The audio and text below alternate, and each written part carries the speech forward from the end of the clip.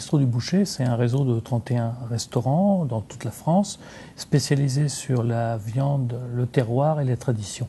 C'est-à-dire qu'à la fois on fait des viandes grillées et en même temps on fait des plats traditionnels comme de la blanquette de veau, du pot-au-feu, enfin des plats régionaux ou des plats traditionnels français. Nos perspectives 2013, c'est entre 12 et 17 restaurants ouverts. À l'heure actuelle, à aujourd'hui, on en a 6 de signés. On va en avoir, j'ai 16 dossiers sur mon bureau. Je pense qu'il faut que, pour qu'on puisse les ouvrir en 2013, il faut qu'on les ait bouclés avant fin février à peu près. Donc je pense qu'on sera dans le quota, quoi. Et là, par contre, pour 2014, on prévoit déjà de passer à un niveau supérieur. On voudrait faire entre 20 et 25 restaurants. Et c'est pour cela qu'on renforce aussi notre équipe de franchiseurs avec des conseillers culinaires, des conseillers sur le service, un œnologue, pour pouvoir former tout le personnel qui va venir renforcer nos équipes et renforcer ces futures ouvertures.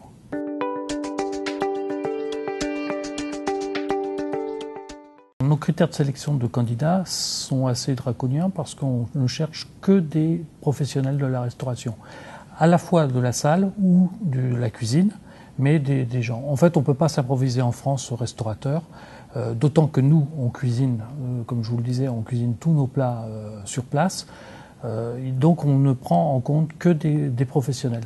Alors après, le deuxième critère, ça pourrait être un critère financier. Mais ça, c'est justement l'intérêt de nos alliances avec des banques, comme la Caisse d'épargne, ou comme le fait d'être dans un groupe. On arrive toujours à trouver une solution au côté financier.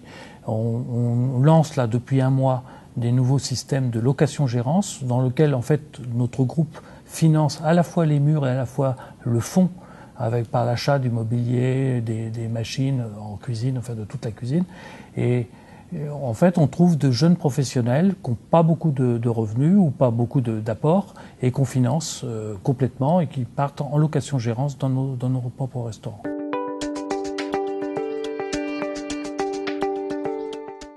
Les atouts pour un entrepreneur, c'est d'une part la rentabilité, parce que on a le fait d'être en groupe, on obtient des ratios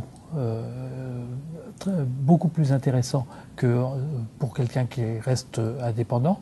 Et en même temps, on se regroupe sur tous les achats.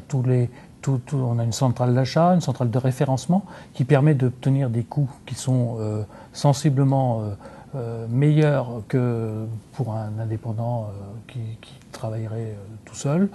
Et de notre côté, le fait d'être en chaîne, on nous permet de mutualiser un certain nombre de services comme le marketing, la publicité, le côté social. Enfin, on débarrasse en fait du franchisé, on lui enlève tous les soucis, tous les tracas qu'il peut avoir, de façon à ce qu'il puisse se concentrer sur ses clients et sur ses produits.